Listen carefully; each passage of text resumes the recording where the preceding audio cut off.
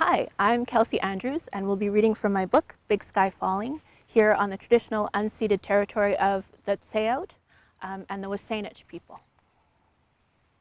And since I'm here at the ocean, I thought I'd start with a poem called Salt Water. Secrets swell inside me, a tide of silence. In the back of my mind, I hear laughter.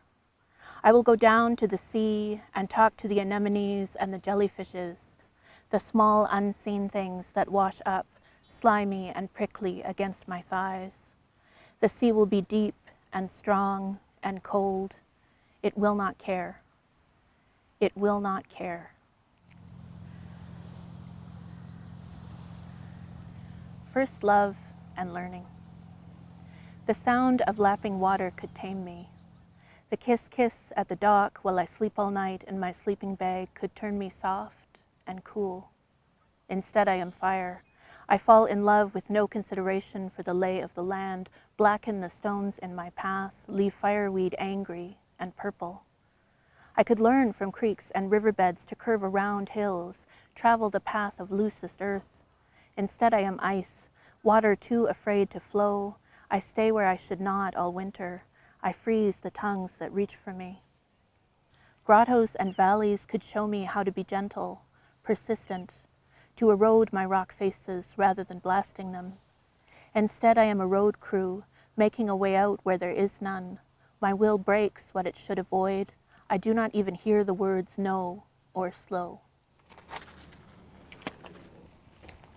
Terrain. Being a human didn't work out. I lie in my bed under sheets green as deep water, and I let myself flake away. Skin becomes sediment at the foot of the bed, and I turn like mountains folding. I sleep with the tenacity of rock. Finally, my bones are still as fossils, and the flesh is loam between my breasts. Sculpture.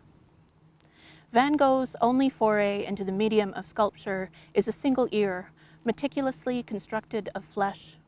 Begun when he was a very young artist, the work grew with him and matured into an adult ear, the shell large and perfectly coiled, the lobe slightly fleshy.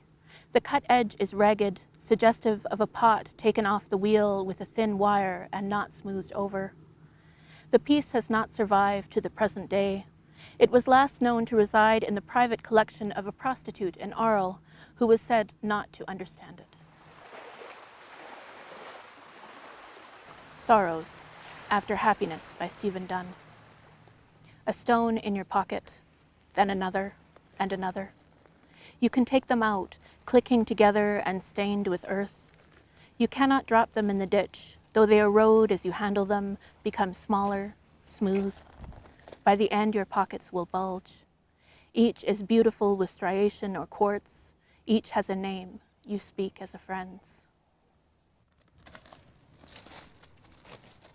Some of the poems in this book are about clinical depression, and this poem was me trying to find hope in that place. Bezoar. The silence inside the seed, inside the red fruit that is your heart. The part that hurts when you hold your breath because you are tired of all that breathing. The part they cannot kill with their pills and hospitals, and you cannot kill with your illness and lies, and death cannot kill when you try it on like a shirt you've been given for Christmas.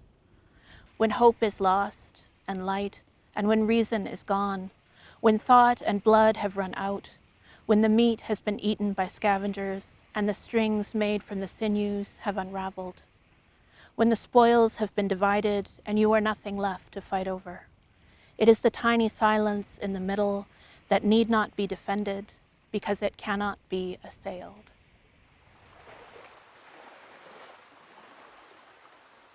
Poetry's House, After the Guest House by Rumi. There are a lot of plants, and their roots snake under the baseboards. You can hear water trickling down the stairs. The thermostat's set high, which makes you uncomfortable in your clothes. It smells of black mud and a little rill wandering through leaf mold, of metal and burnt things and ice. Poetry's house smells of the human body left unwashed for months, that smell that is the taste of people before we were tamed. Fairy poem. Clouds cover air, covers trees, cover earth, covers rock. Sky above and sea below. Let there be boats in my universe. The sea is green in the shadow of the island, and the seagulls thread it like the silver hair at my temples, beautiful and taking over from timelessness. The islands start dark green, then dark blue, then become by degrees lighter and lighter until they float away. Weather report. Give me a storm as I stand next to you. Give me a storm that comes after a long day of waiting. Give me lightning that forks, blasting 2 trees at once. Give me wind to sing laments and swear against the windows, and rain to pound like angry fists, like thrown rocks on the roof, on my skin. Let water sheet down like gray cotton, like green silk, held trembling between us and that tree 2 feet away. Let the river that suddenly stands on its head chatter and roar, so that I can't make you hear me, so all I can do is hold your clammy hand and let the water run down our arms and hit the earth, suddenly mysterious and famished between us. Field guide. There is a kind of silence that is a forgetting that you are part of humanity.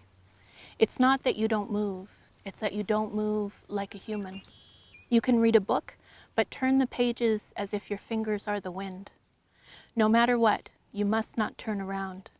The birds will be behind you, and if you turn, then suddenly you are a human. You have to learn to hear the scratchings of the creatures at your back and let them drift forward until you see them in the thicket of your mind.